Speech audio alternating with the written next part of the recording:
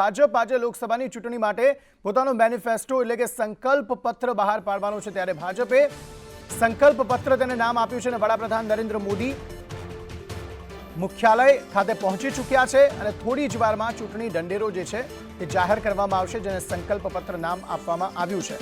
વડાપ્રધાન મોદી આ માટે દિલ્હી ભાજપના કાર્યાલય ખાતે પહોંચી ચૂક્યા છે। કલ્યાણ અને વિકાસના મુદ્દા સાથે વિકસિત ભારતનો રોડમેપ ભાજપ મેનિફેસ્ટોના કેન્દ્ર સ્થાનમાં રહી શકે છે। બંધારણના ઘડવૈયા બી.આર. આંબેડકરની જન્મ જયંતિ પર જ આ મેનિફેસ્ટો જે છે તે બહાર પાડવામાં આવનાર છે, જેમાં યુવાઓ, મહિલાઓ, ખેડૂતો અને ગરીબો માટેના વચનો મુખ્ય આકર્ષણ હશે। એનડીએ સરકારે રામ મંદિર, કલમ 370 હટાવવું, ટ્રિપલ તલાક જેવા મોટા વચનો પૂરા કર્યા છે। હવે તમામની નજર ભાજપના મોટા સાંસ્કૃતિક રાષ્ટ્રવાદના એજન્ડાને ઢંઢેરામાં કેવી રીતે સ્થાન આપવામાં આવે છે તેના પર છે અને ટૂંક જ સમયમાં એ તમામ બાબતો સ્પષ્ટ થઈ જશે, ત્યારે ભાજપ પોતાનો ચૂંટણી ઢંઢેરો જાહેર કરશે, પોતાનો મેનિફેસ્ટો જે છે તે જાહેર કરશે। હાલ તસવીરો એ મુખ્યાલયની, ભાજપ મુખ્યાલયની, કે જ્યાં તમામ નેતાઓ ઉપસ્થિત છે અને થોડી જ વારમાં એ ચૂંટણી ઢંઢેરો જે છે તે જાહેર કરવામાં આવશે। વડાપ્રધાન નરેન્દ્ર મોદી પણ અહીં મુખ્યાલય ખાતે પહોંચી ચૂક્યા છે, અન્ય નેતાઓની પણ ઉપસ્થિતિ હાલ જોવા મળી રહી છે અને થોડી જ વારમાં એ ચૂંટણી ઢંઢેરો જાહેર કરવામાં આવશે। આ ચૂંટણી ઢંઢેરો એ બાબતના પણ સંકેતો હશે કે શું ફરી એકવાર દેશમાં મોદી સરકાર બનશે કે નહીં। આ ચૂંટણી ઢંઢેરામાં એ તમામ બાબતો હશે જે લોકોને આકર્ષશે। યુવાઓ હોય, મહિલાઓ હોય, ખેડૂતો હોય, ગરીબ હોય, કઈ કઈ બાબતોનું ધ્યાન સરકારે રાખ્યું છે તે થોડી જ વારમાં હવે ખબર પડી જશે અને અન્ય પક્ષોના ચૂંટણી ઢંઢેરાની સામે ભાજપનો ચૂંટણી ઢંઢેરો કેટલો સશક્ત છે તેની જાણકારી થોડી જ વારમાં મળી જશે। મંચ પર હાલ તમામ નેતાઓ ઉપસ્થિત છે। વડાપ્રધાન અહીં આવી પહોંચ્યા છે, શાલ ઓઢાડી તેમનું સ્વાગત કરવામાં આવી રહ્યું છે, અભિનંદન આપવામાં આવી રહ્યા છે તેમને અને થોડી જ વારમાં એ ચૂંટણી ઢંઢેરો પણ જાહેર કરવામાં આવશે।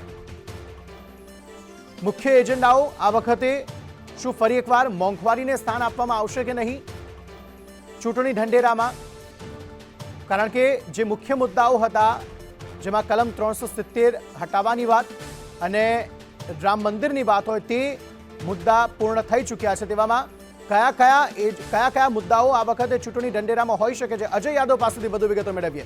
अजय, कौन कौन से मुद्दे मुख्य आकर्षण में रहेंगे इस एजेंडा में? देखिए, निश्चित तौर पे अभी थोड़ी देर बाद जो है भारतीय जनता पार्टी का जो संकल्प पत्र है उसे रिलीज किया जाएगा। मंच पे जो है प्रधानमंत्री नरेंद्र मोदी, जो इस संकल्प पत्र के जो अध्यक्ष थे, चेयरपर्सन थे राजनाथ सिंह, गृह मंत्री अमित शाह, जेपी नड्डा और निर्मला सीतारामन और इसके अलावा ढेर सारे केंद्रीय मंत्री सब भाजपा मुख्यालय में पहुंच चुके हैं। थोड़ी देर बाद ये अनाउंसमेंट होगा, लेकिन उसमें सबसे महत्वपूर्ण बात यह है कि भाजपा का जो संकल्प पत्र है वो ज्ञान पे आधारित होगा, यानी GYAM। जी का मतलब गरीब हुआ, यूथ हुआ, अन्नदाता हुआ और खास करके नारी, इसी पे पूरा फोकस रहेगा और साथ ही साथ 2047 के में भारत को विकसित बनाने का लक्ष्य जो है ये भी इस मैनिफेस्टो का हिस्सा होगा। तो देखना ये होगा क्या कुछ इसमें बातें आती हैं। लेकिन जी शुक्रिया सारी जानकारी देने के लिए।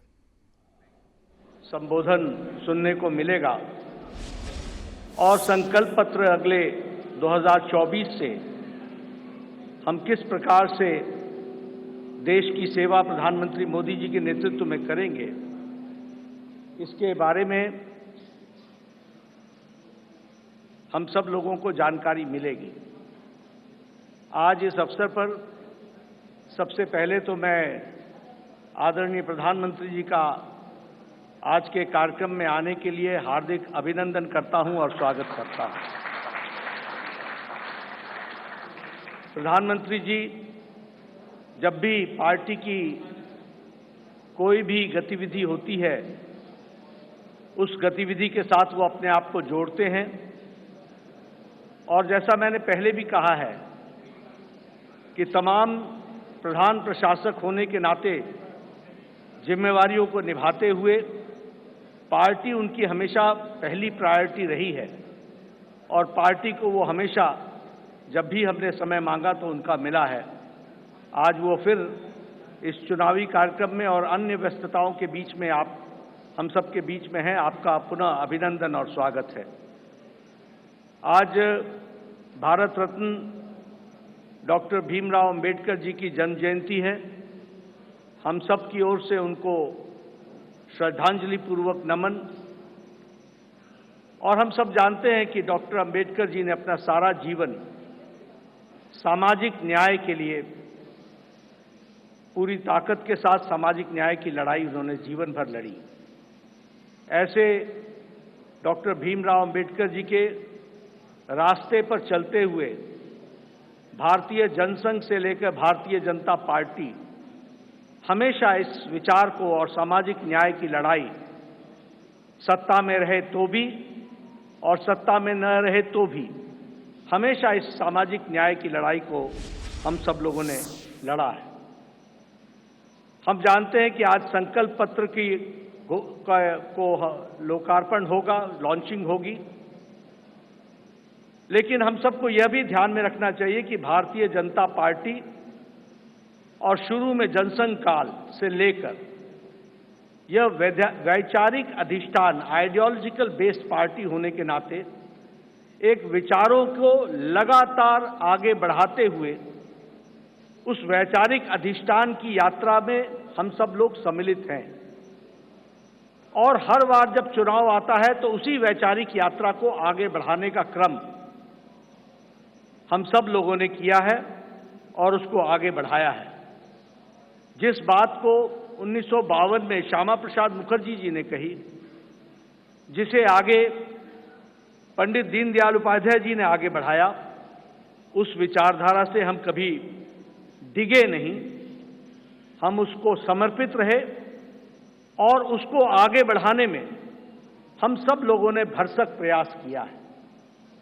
और हम कह सकते हैं कि मैनिफेस्टो या संकल्प पत्र यह उस विचारधारा, उस वैचारिक अधिष्ठान का अनफोल्डमेंट है। उसी को आगे किस तरीके से बढ़ाया जाए, उस यात्रा को आगे बढ़ाने का काम हम सब लोगों ने किया है। हम सब जानते हैं एक समय में हमने एकात्म मानववाद की बात कही, उसी को आगे हम लोगों ने जब हम सरकार में आए तो अंत्योदय के रूप में हम लोगों ने उसको स्थापित किया और प्रधानमंत्री मोदी जी ने उसको सरल भाषा में सबको समावेश करते हुए और सबकी भाषा में उसको सबका साथ, सबका विकास, सबका विश्वास, सबका प्रयास से जोड़ते हुए नीतियों को आगे बढ़ाने का काम किया। मुझे याद है कि 2014 में जब प्रधानमंत्री मोदी जी संसदीय दल के नेता सेंट्रल हॉल में चुने गए थे तो उस समय उन्होंने बड़े स्पष्ट शब्दों में कहा था कि हमारी सरकार गरीब को समर्पित है, हमारी सरकार गांव के विकास को समर्पित है, हमारी सरकार जो समाज के अंतिम पायदान पर खड़ा व्यक्ति है उसको समर्पित है। और उसी को कार्य रूप देते हुए 2014 से एक लंबी यात्रा करते हुए पिछले 10 वर्षों में प्रधानमंत्री मोदी जी के नेतृत्व में देश ने इन सारे आयामों को बखूबी जनता को, गांव गरीब की चिंता करते हुए उसको आगे बढ़ाने का काम किया है। मित्रों, मैं यहां एक बात और भी कहना चाहता हूं कि जब देश की जनता क्लियर मैंडेट देती है तो नतीजे भी बड़ी स्पष्टता के साथ आते हैं। हम सब लोग जानते हैं कि 2014 में प्रधानमंत्री मोदी जी के नेतृत्व में हमारा वोट शेयर 31% पहुंचा, 282 सीटें हमने लोकसभा की जीती और 2019 में प्रधानमंत्री मोदी जी के नेतृत्व में हमने अपना ही रिकॉर्ड तोड़ा और हमारा वोट शेयर 37.3% तक पहुंचा और हमारा वो सीट शेयर 303 सीटें हम लोगों ने लोकसभा में जीती।